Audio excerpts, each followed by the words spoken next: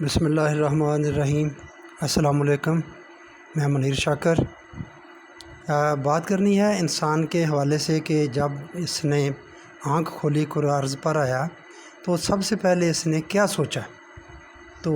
آگے بڑھنے سے پہلے آپ چینل کو سبسکرائب کر لیں، اگر نہیں کیا لائک کر لیں، بیل کا بٹن دبا دیں۔ انسان نے جب کرۂ ارض پر آنکھ کھولی تو اپنے آپ کو سخت نامساعد ماحول میں گرے ہوئے پایا۔ چاروں طرف مہیب جنگلات، جن میں نہایت خوفناک، وحشی اور خونخوار درندے اور دیگر مہیب عظیم الجثہ حیوانات، ارد گرد سرب فلک پہاڑ اور ان کی بھیانک چٹانیں، سامنے ناپیدا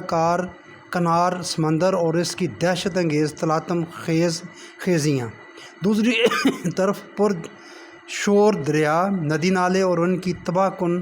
طوفان انگیزیاں، مسلسل بارشیں، اولے، برف باری اور ان کے ساتھ لرزہ انگیز گرج، چمک اور کڑک،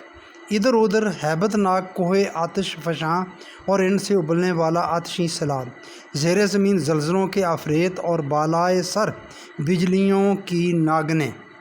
دائیں بائیں آگے پیچھے اوپر نیچے تباہیوں اور بربادیوں کے یہ بے پناہ سامان، اور ان میں گرا ہوا بے کس بے بس نہتا کمزور و ناتواں بے سر و سامان انسان۔ اس کی سمجھ میں نہیں آتا تھا کہ یہ کچھ کیوں ہو رہا ہے، کیسے ہو رہا ہے، اس سے بچنے کا طریقہ کیا ہے۔ وہ علت و معلول، کاز اینڈ افیکٹ کے قانون سے ناآشنا اور فطرت کی قوتوں کے مسخر ہو جانے کے امکان سے ناواقف تھا۔ بنی براں وہ ہر تباہ کن واقعہ کو ایک حادثہ، ایکسیڈنٹ تصور کرتا اور اس حادثہ کو محض اتفاق، چانس